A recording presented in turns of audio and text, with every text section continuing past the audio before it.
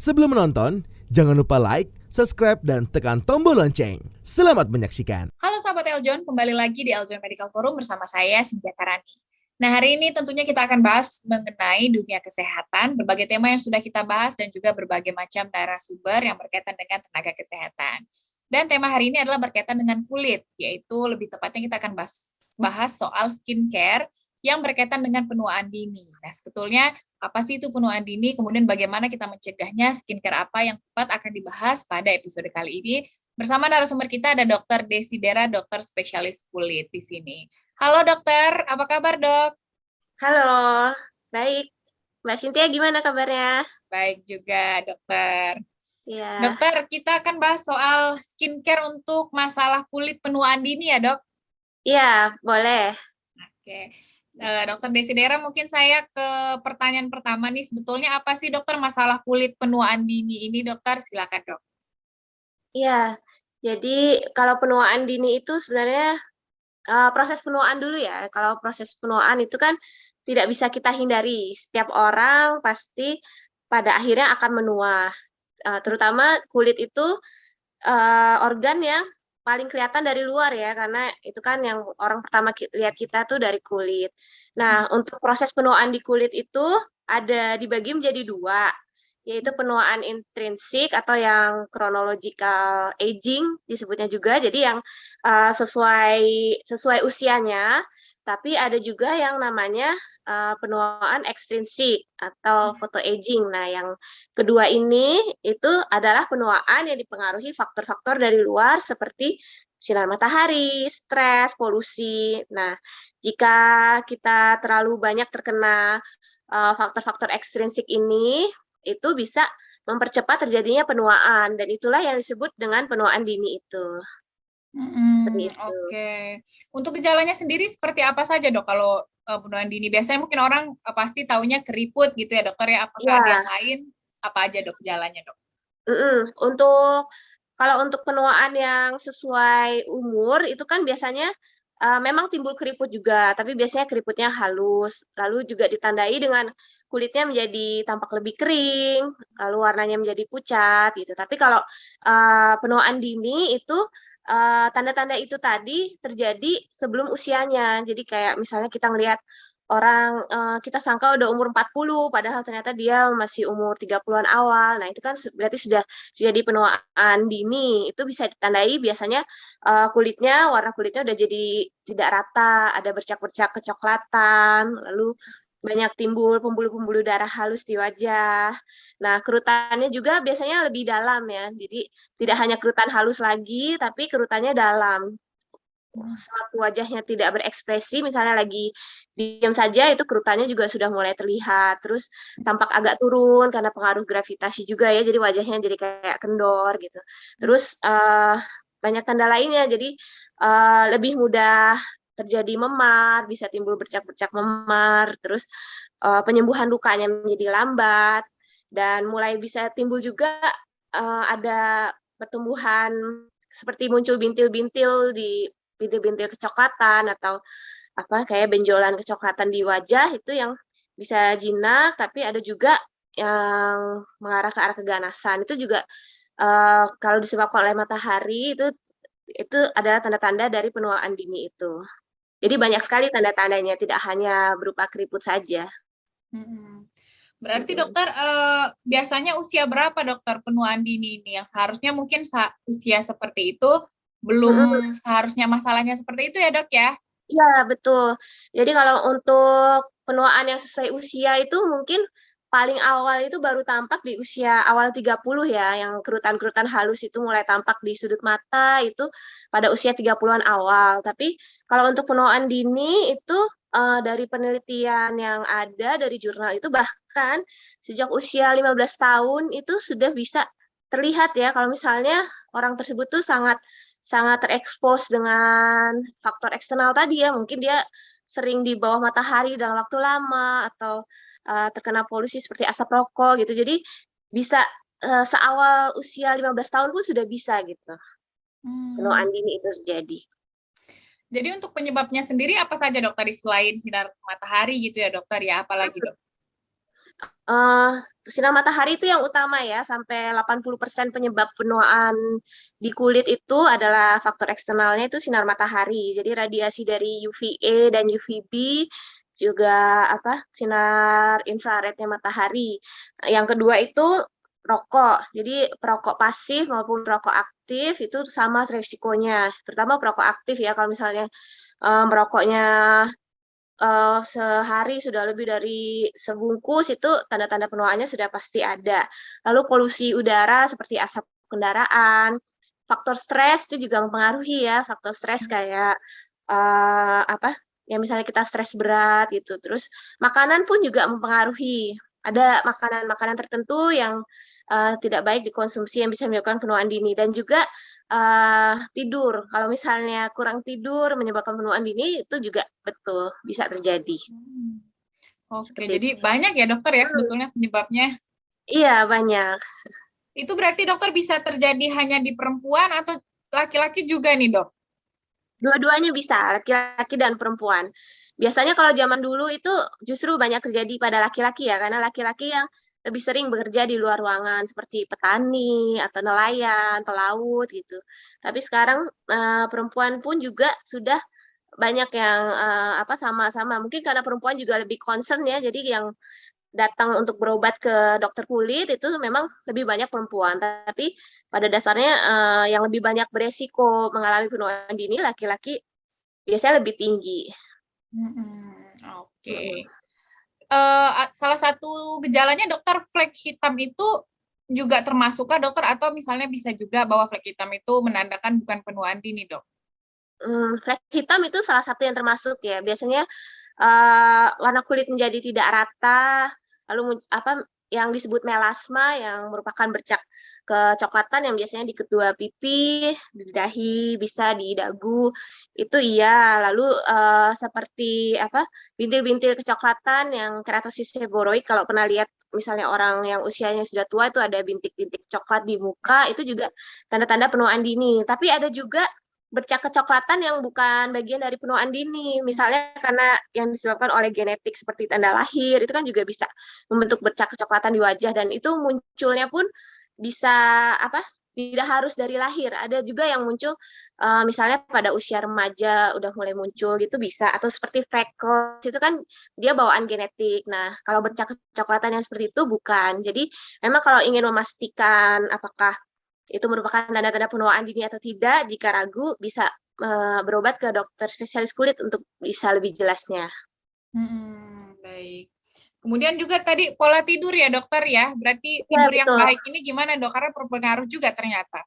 Iya, salah satunya tidur, karena dengan kurangnya tidur itu, ini juga berdasarkan penelitian ya, bahkan bukan penelitian ya, kalau kita lihat aja, kita alami sehari-hari, misalnya kita tidurnya malam, besok paginya bangun itu kan bawah mata jadi gelap, lingkaran hitam, terus wajahnya jadi bengkak, itu sudah pasti kelihatan. Nah, tapi ternyata juga kalau yang dari penelitian, kurang tidur itu, misalnya kurang dari 7 jam itu ya.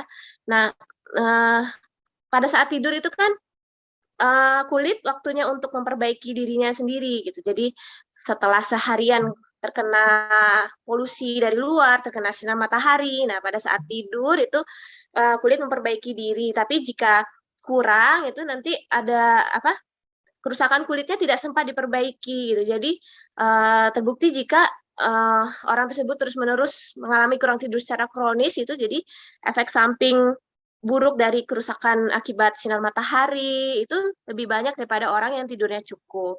Selain itu juga posisi tidur berpengaruh ya, karena faktor gravitasi. Jadi misalnya orang yang suka tidur miring ke kiri terus-menerus selama bertahun-tahun gitu, nanti wajahnya bisa cenderung kendurnya ke arah kiri gitu. Jadi memang itu juga sangat berpengaruh. Jadi tidur juga harus mungkin digantian ya, kadang miring ke kiri, kadang miring ke kanan, atau justru lebih bagus lagi telentang, seperti itu.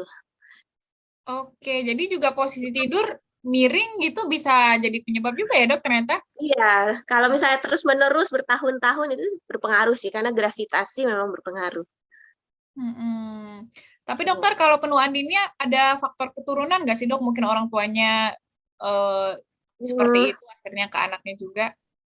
Kalau untuk penuaan dini sebenarnya sih tidak ya, karena dia benar-benar dipengaruhi oleh faktor eksternal tadi ya. Tapi untuk yang penuaan yang intrinsik yang memang sesuai usianya, nah itu memang dipengaruhi oleh genetik. Jadi kalau yang contohnya aja kayak orang Asia, kalau kita bandingkan misalnya orang Asia yang seperti artis-artis Korea gitu ya, yang udah usia tua 40-an gitu kan, keriputnya jauh lebih sedikit daripada orang-orang bule ya. Nah, itu juga itu karena pengaruh genetiknya. Jadi emang orang Asia itu secara genetik dia lebih jarang timbul keriput gitu.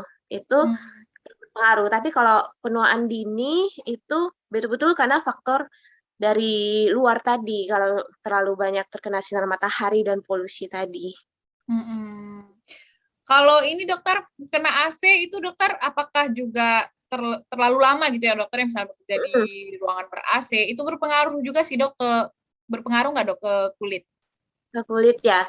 Kalau misalnya ruangan ber-AC itu resikonya membuat kulit menjadi kering ya, menjadi kering. Misalnya terlalu kering itu juga mempercepat timbulnya keriput-keriput halus itu betul, memang bisa. Jadi misalnya ada di dalam ruangan ber-AC yang lama itu memang sangat dianjurkan untuk menggunakan pelembab.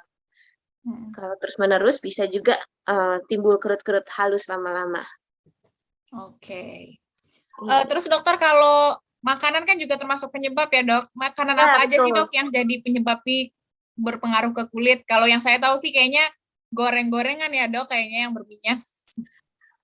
Nah ini nih, ternyata bukan bukan makanan yang berlemak ya, lebih kepada makanan yang indeks glikemiknya tinggi. Jadi dia kemampuan makanan tersebut untuk menaikkan gula darahnya tinggi. Makanan manis pada intinya ya. Jadi makanan-makanan yang manis, yang terlalu banyak pemanis buatan seperti kayak minuman manis atau cemilan manis.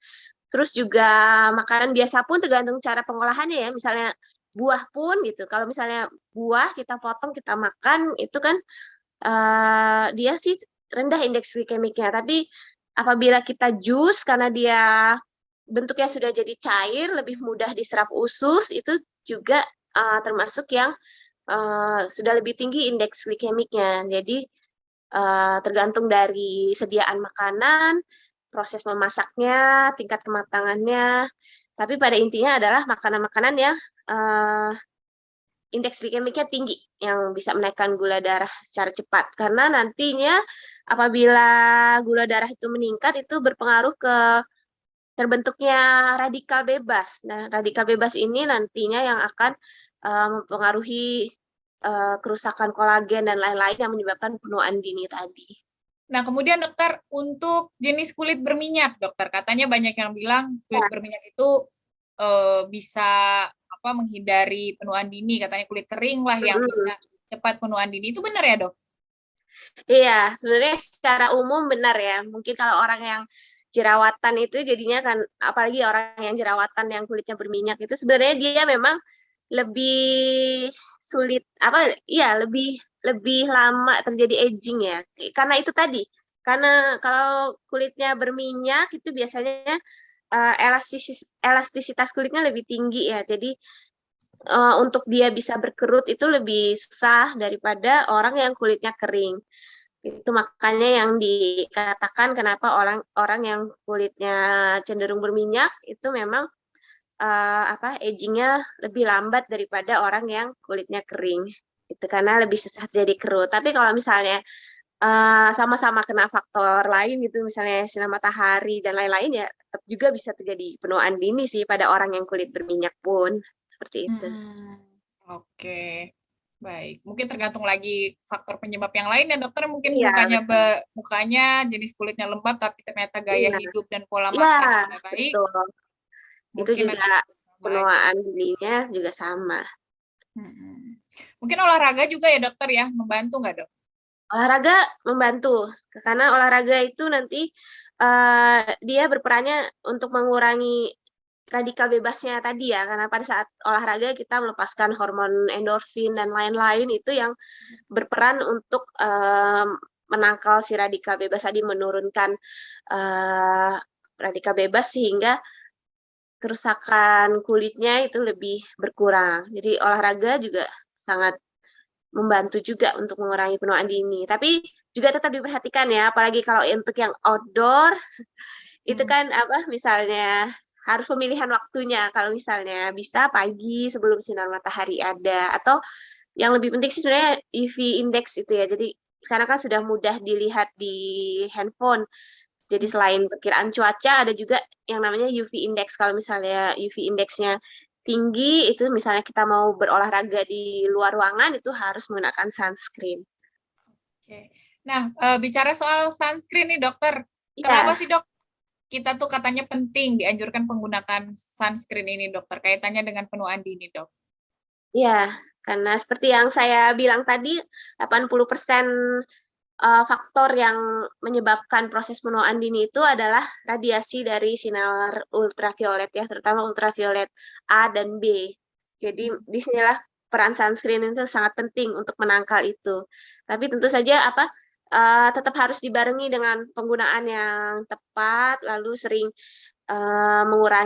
mengulangi penggunaannya. Jadi tidak hanya sekali dalam sehari, tapi minimal diulang bisa setiap 2 sampai 3 jam, lalu jumlah pemakaiannya itu juga harus harus sesuai ya. Sebenarnya yang ideal itu sunscreen harus dipakai itu 2 ruas jari ya. Jadi jari telunjuk dan jari tengah kita. Nah, itu dioleskan sunscreen semua. Nah, sunscreen itu harus dioleskan ke seluruh wajah dan leher. Sebenarnya itu yang cukup. Tapi sebagian besar dari kita pasti menggunakannya kurang dari itu gitu. Makanya setinggi apapun SPF-nya itu pengulangan itu penting. Lalu sebenarnya selain dengan sunscreen pun bisa dengan cara lain, dengan berlindung di bawah bayangan, misalnya bayangan pohon atau gedung-gedung, atau menggunakan topi yang lebar atau baju lengan panjang, itu juga sangat membantu untuk menangkal efek dari sinar matahari tadi. Tapi kalau misalnya di dalam ruangan dokter, masih perlu nggak dok pakai sunscreen? Oh ya, kalau yang di dalam ruangan, sebenarnya sinar matahari itu bisa juga menembus dari jendela ya. Bukan hanya jendela, awan pun bisa. Jadi walaupun cuaca sedang mendung itu ya, sunscreen-nya tetap bisa menembus sampai ke bumi. Jadi jangan lupa juga pada saat mendung pakai. Dan jendela pun bisa. Nanti setelah dia masuk dari jendela, dia bisa memantul di lantai atau di benda-benda lain di rumah kita yang memantulkan sinar matahari. Itu efeknya tetap ada. Jadi misalnya rumahnya terbuka, itu tetap dianjurkan menggunakan sunscreen. Kecuali apabila kita berada di dalam ruangan yang jauh dari jendela atau kita tutup tirainya, itu mungkin barulah kalau misalnya mau nggak usah pakai sunscreen boleh gitu. Tapi selain dari sinar matahari yang di luar, kenapa kita harus pakai sunscreen di dalam ruangan itu karena ternyata dari HP, dari layar komputer, dari TV itu juga dia kan memancarkan cahaya biru. Nah, cahaya biru ini juga yang salah satu yang bisa menyebabkan efek buruk pada kulit ya.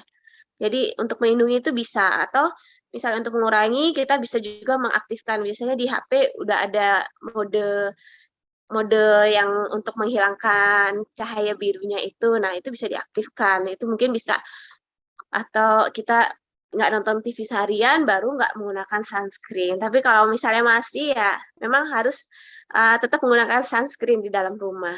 Lampu juga mungkin ya dokter ya, atau sekarang sering orang pakai zoom, pakai lighting, ring light gitu. Iya, iya betul. Selama dia memancarkan cahaya biru, itu juga salah satu penyebab radiasi yang punya efek buruk di kulit.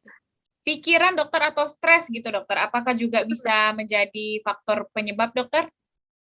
Iya, stres berat itu bisa kalau terus-menerus terjadi itu kan dia meningkatkan sekresi hormon stres yaitu kortisol, itu yang salah satu yang juga mempunyai efek buruk, dan juga tadi dia meningkatkan timbulnya radikal bebas. Secara jangka panjang stres itu juga nanti bisa tampak di kulit ya. Nggak hanya di kulit, bahkan kalau stres itu juga ke organ-organ lain dalam tubuh itu banyak sekali penelitiannya itu sudah sangat berpengaruh, misalnya aja ke lambung gitu, dan jangka panjangnya bisa sampai ke jantung dan lain-lain, itu sudah ada. Jadi kita harus bisa mengatasi stres kita dengan cara yang baik itu juga sangat penting di masa sekarang ini. Nah, kemudian dokter, rokok nih dokter ya, soal rokok. Sebetulnya kenapa sih dok orang merokok itu bisa berakibat menjadi faktor pendorong juga penuaan dini ini dok? Iya, karena untuk rokok ini di dalam satu buah rokok aja ternyata ada 3.600 bahan yang terkandung di dalamnya, itu yang saya baca ya. Jadi dari bahan-bahan itu sendiri itu sebagian besar efeknya buruk ke kulit ya, dia meningkatkan radikal bebas tadi gitu. Jadi untuk perokok berat, apalagi yang bisa lebih dari sebungkus sehari gitu, tanda-tanda penuaan dini itu biasanya munculnya di sekitar mulut ya. Jadi ada kerutan di sekitar mulut, mungkin kalau misalnya kita perhatikan gitu. Jadi mulutnya dia lebih berkerut-kerut dalam dibandingkan orang yang nggak merokok gitu. Karena ini penelitiannya pernah dilakukan pada orang yang kembar. Jadi ada yang orang kembar yang satu perokok berat, yang satu tidak merokok sama sekali gitu. Itu ternyata memang berbeda gitu. Jadi yang perokok berat ini di sekitar mulutnya muncul kerut-kerut dalam gitu. Terus ada juga yang namanya smoker face itu ya. Jadi memang nanti wajahnya kulitnya itu sudah kehilangan kayak keglowingannya gitu ya. Jadi wajahnya kusam gitu, kerutnya dalam, terus banyak bercak-bercak, kecoklatan, yang semua tanda-tanda penuaan dini tadi itu memang muncul pada orang yang merokok daripada yang tidak. Seperti itu. Oke, jadi berbahaya ya dokter ya kalau rokok ini berbahaya. Alkohol juga mungkin ya dok? Alkohol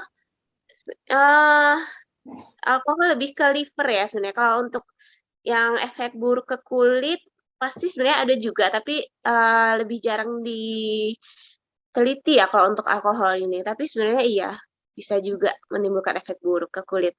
Baik, terima kasih Dokter Desidera. Nanti kita akan bahas lagi soal yang lainnya masih mengenai penuaan dini. Terima kasih banyak dokter. Iya, sama-sama. Nah, itu dia ya, sahabat Eljon. Tadi saya dan juga Dokter Desidera kita sudah mendengarkan bincang-bincang mengenai penuaan dini. Jadi kita sudah tahu apa itu gejalanya, kemudian penyebab-penyebabnya, dan pentingnya menggunakan sunscreen. Tadi juga sudah dijelaskan bagaimana pemakaian yang baik. Terima kasih hari ini sudah menyaksikan Eljon Medical Forum. Jangan kemana-mana, tetap di Eljon TV.